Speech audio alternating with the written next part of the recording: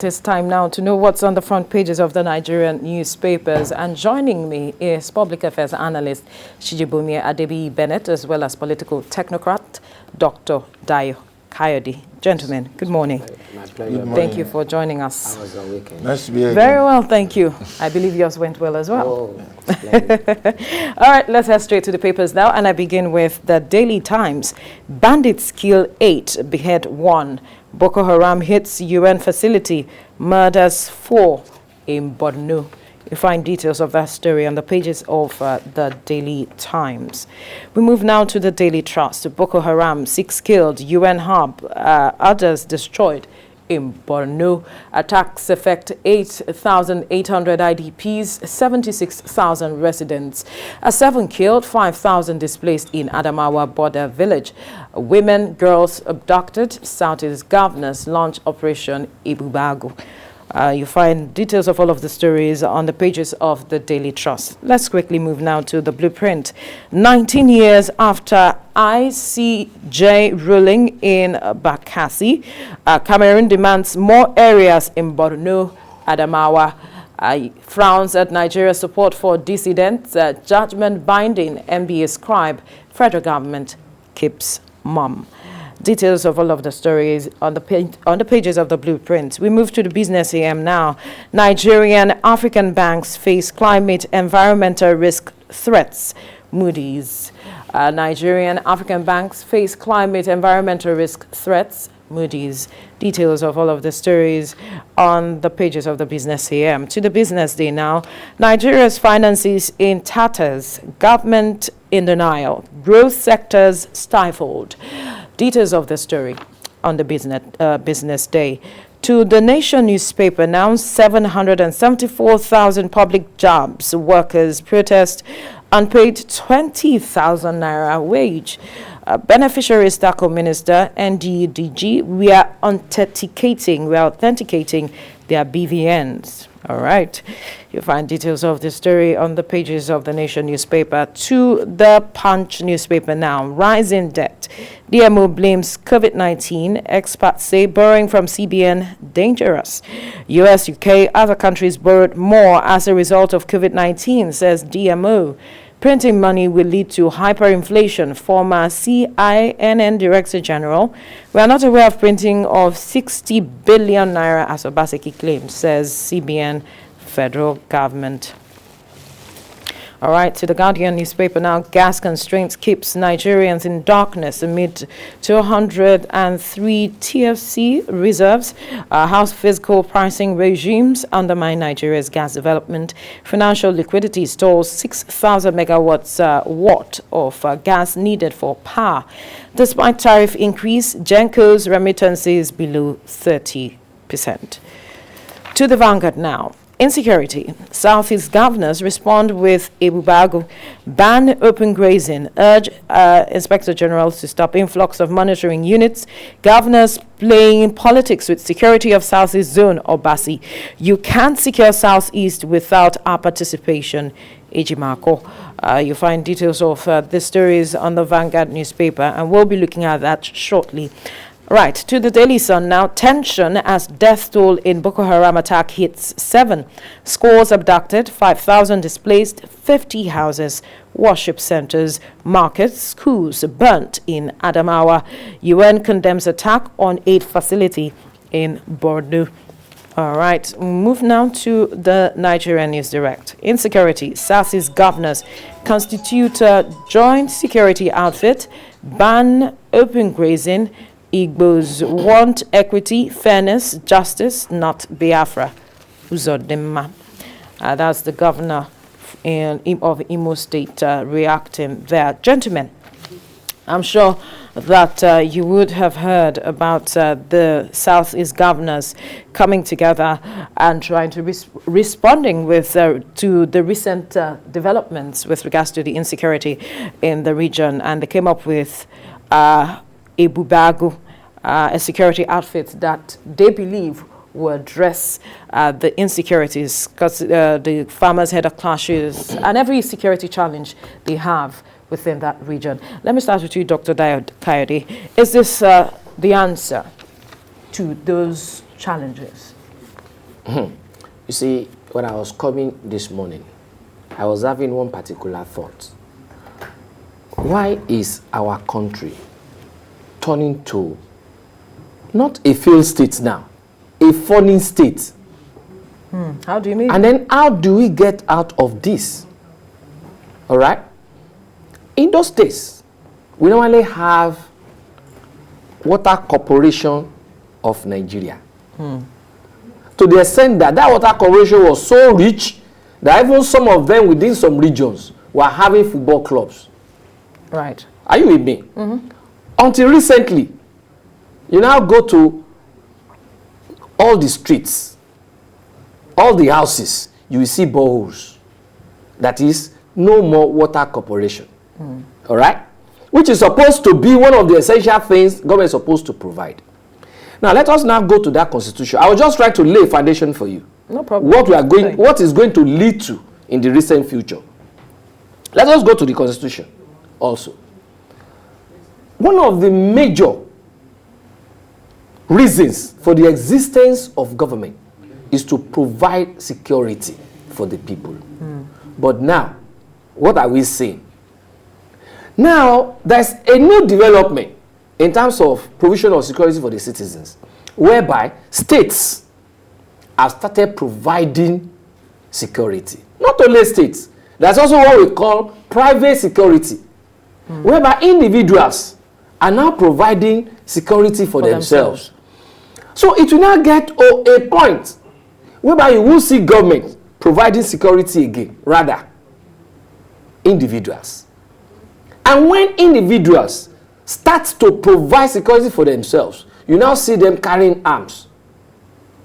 That means our country in the nearest future might, that is, if not properly checked, might turn to a state whereby everybody will now be carrying guns.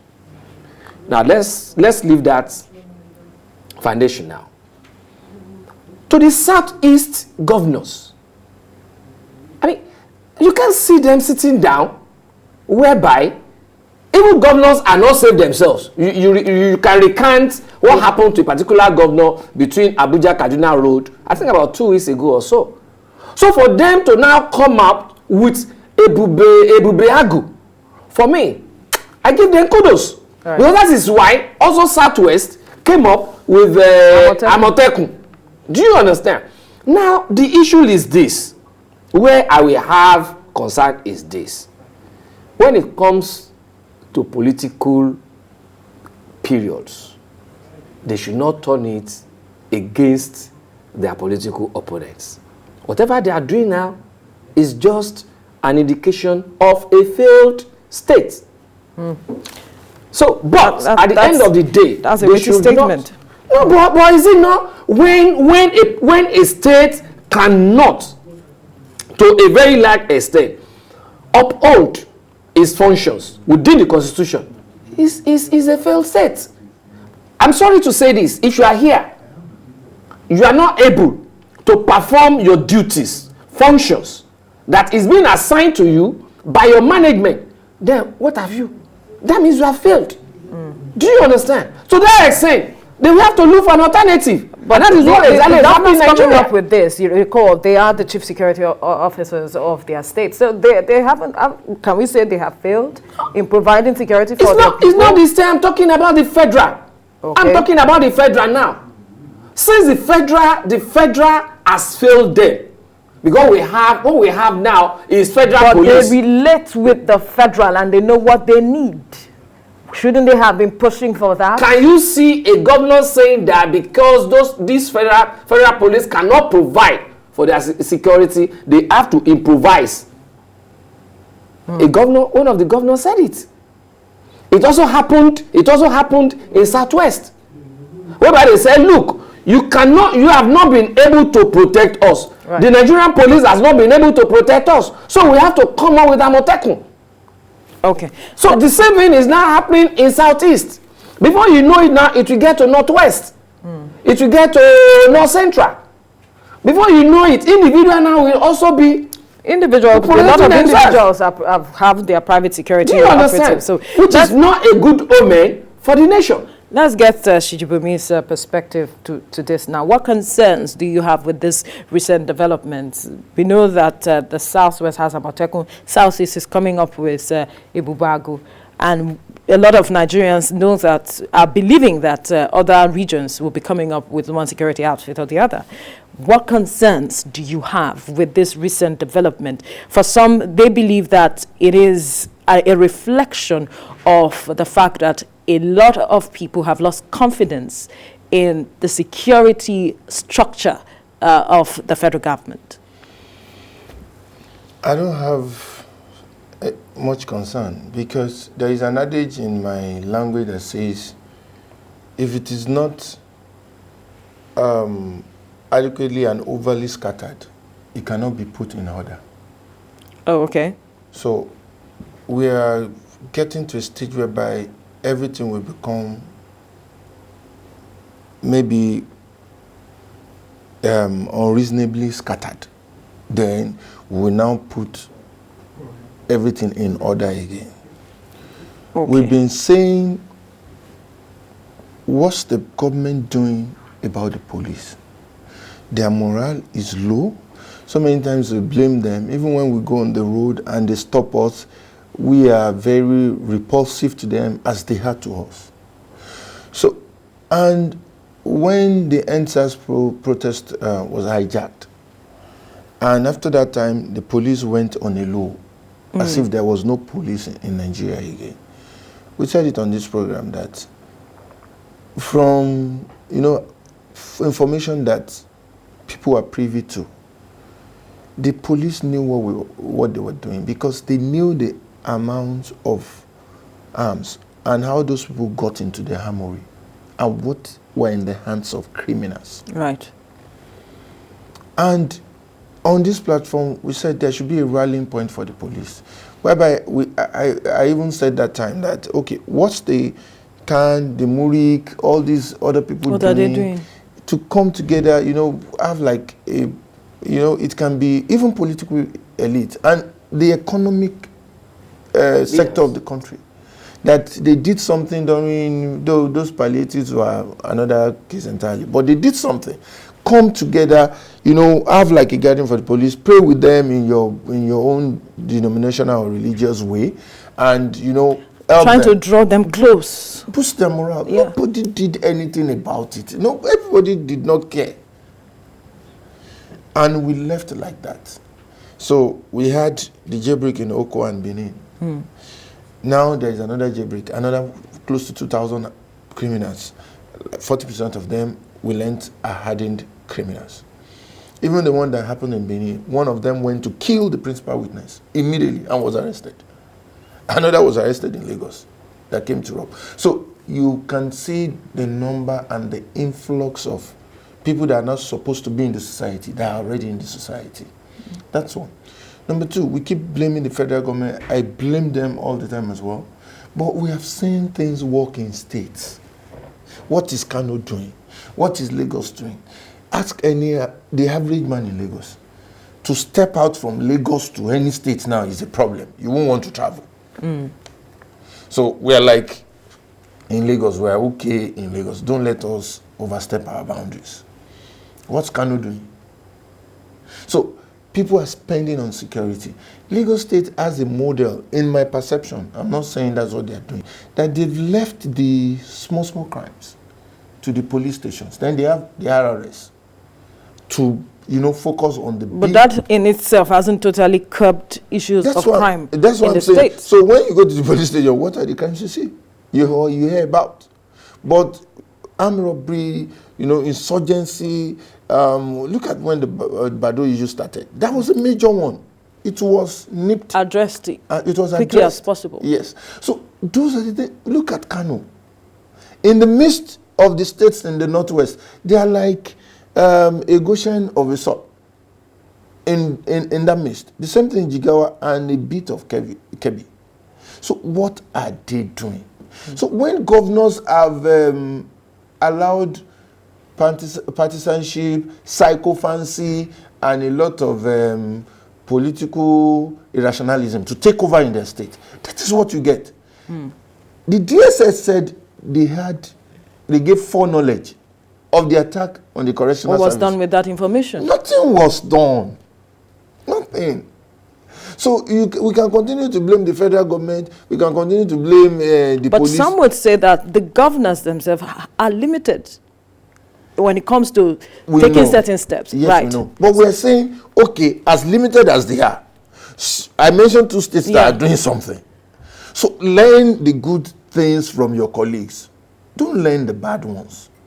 So when we have to address the issue of police, it didn't start in the last 6 years. It didn't start in the last 10 years. It started a long time ago. No funding, no equipment, and when you have an interaction with an average policeman, you know you are in trouble. So we have to go back to the basics. So that's why I said we are just managing. Today we addressed some consequences. The symptoms. We are not addressing the root. The root. So let us continue. If it doesn't get scattered and everything becomes scattered, no, we shouldn't allow it scatter because the lives of people are involved. But we are allowing it to fester. Shiji, let me quickly respond to that of your Lagos State security. Right. You see, we have to look at it from another perspective. That Lagos State is seemingly a monopolitical state. And to that extent, there is no such of proliferation of arms and ammunitions like in other states. There were listen have to you this. forgotten That when the NSAS was hijacked, that there were police stations that were burnt down. NSAS is another thing. NSAS is another thing entirely. All right, NSAS is a kind of. I will also explain to you. Right. NSAS happened all over the federation. Okay, there was a time I tried as much as possible to explain the concept behind NSAS. It is beyond what you people see. NSAS, but don't let us go to that. Don't let us go to that. Right. It is not something that one can be talking about on the national television. All right? Okay. Now, the issue is this. If you look at Lagos State, it is seemingly a monopolitical state whereby the proliferation of arms and ammunition is sort of controlled. All right? Unlike other states whereby you have a lot of parties and they are almost equal to each other, jostling for that political control of the state. If you look at Lagos State, they know themselves and they give orders. If anything should go wrong anywhere, they can easily fish that person out. So they always talk to each other. And that is why the only crime, most of the crime you see, like he said, in police stations, are all these Oraisa, Babarere, Babake. Do you understand? In police stations. Because they know to a very large extent that one could be difficult to control. Because that is even those that are being used for political activities in the state. So we don't have to look at it from one perspective. We also have to look at the because with all intents and purposes, most of these guys, they are being armed by even the politicians. And at the end of the day... No, these are unfounded statements. But even the politicians always say it. They say it among themselves. Right. They say it among themselves. Right. And it's always in the papers. They always accuse themselves. So it is nothing like it's unwanted. It's an accusation. No, it's not an accusation. They always accuse themselves. And it is based on their accusation of themselves that we are talking from. Right. It is from that perspective that we are talking from. And we always see them during electioneering campaigns, carrying all these boys all around, giving them all sorts of drinks. Have you not been seeing them? Have you not been witnessing it? These are things that happens on the street. These are things that people have photographs. These are things that people have recorded. Right. So what are you talking about? So for us to understand some of the reasons for insecurity, we also have to look at it from that perspective to be able to resolve it. So how do we nip that in the bud, addressing the politicizing of these issues of insecurity? It is by the people talking to themselves that enough is enough. Don't use our children as political thugs again. Even we, the parents, we will not allow you to use us as political thugs again. We have to look at a point whereby thuggery is sort of relaxed in political maneuvering. There's a point I will have loved to talk about, which is the area of judiciary. If to say our judiciary is up to their billings through certain aspects of the Constitution, then one way or the other, the judiciary will have disciplined 1, 2, 3, 4, 5 people, so that others will be able to put their hands in their pocket. Perhaps speaking about the judiciary, the judiciary has been on strike, but they will be meeting with the government today. Perhaps these are the issues that they will be putting ahead on the table with government, talking about their financial autonomy to be able to deliver on some of these things that Dr. Kayode has talked about. Perhaps we would see that when they get this financial autonomy that they are speaking about. The financial autonomy is not just for the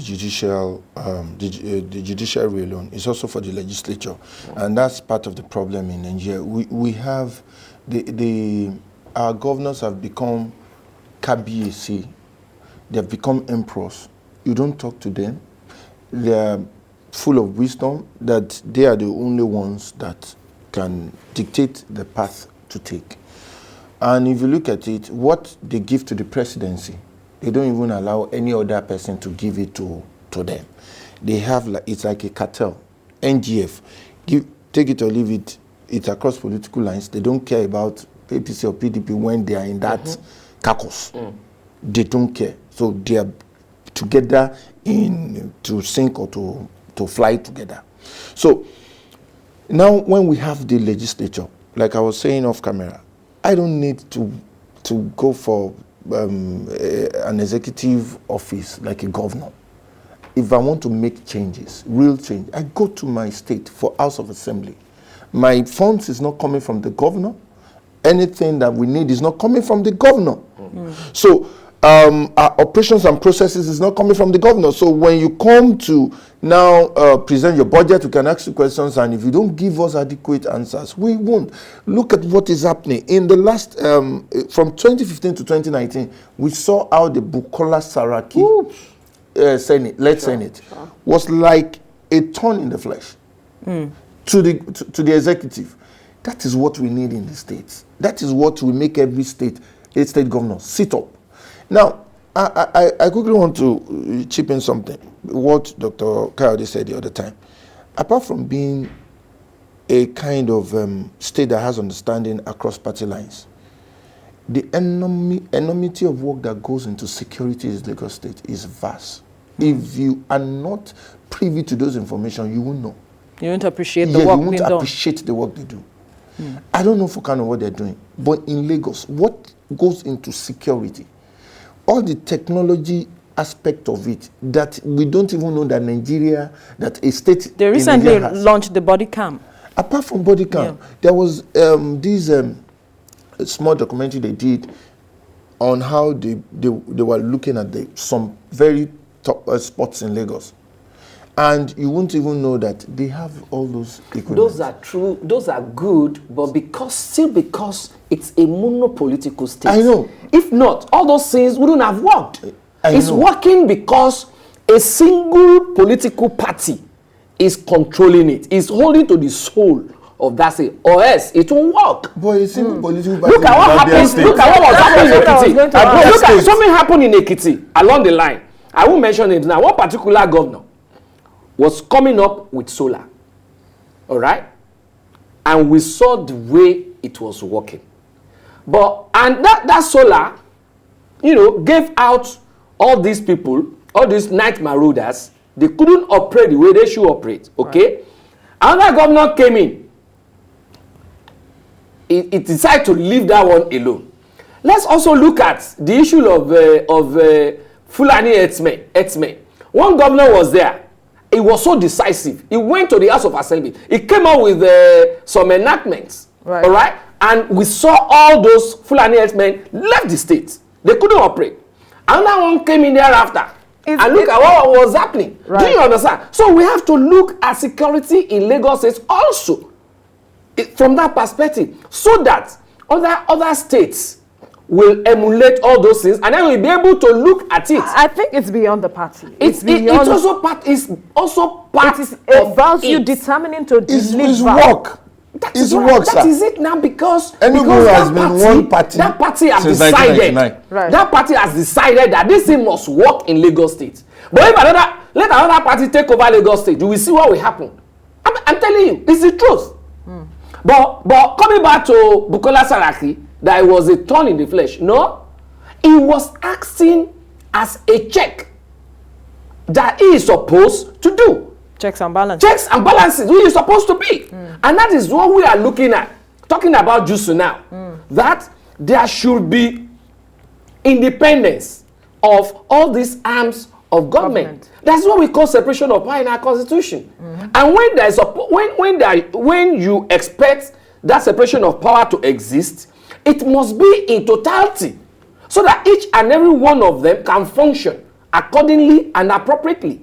But the moment there is a lacuna there in terms of the financial autonomy now, that is not there, one will be subservient to the other, and to that extent, he who dictates, he who pays the piper, he who pays the piper, we dictate the tune. We dictate the tune. Right. And that is exactly what we are seeing. And that is why till today, the judiciary has not been able to work accordingly towards ameliorating some of the political problems that we are having in this country. In terms of rigging of election, in terms of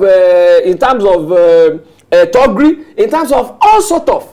But if to say the judiciary has been totally free from the clause, from the whims and caprices of the executive, I tell you, one, Nigeria will be secured. Yes, because they will be able to nip all these things. Two, all this political thuggery and all that will have been stopped and checked. Quickly, your final word on the JUSU issue. I just want to also clarify the fact that it's not just financial autonomy. Yes. Because sometimes you puts you there, can remove you. Sure. Some things about selection of judges and all those things. It's a myriad of issues. So let them be able to determine, not a governor saying this is the chief judge that should be in the state. So it should come from the body of the bench. The body being able to stand on its own. They are, when they are independent, then we will see. And I will quickly add this. Let JUSU solve this problem now, once and for all. There is no going back until when that separation of power is total. All right. This is where we leave the conversation now. Public affairs analyst Shijibumi Adebi Bennett and political technocrat Dr. Dayo Kaide. Gentlemen, thank you for your time on the program. Thank you for having us.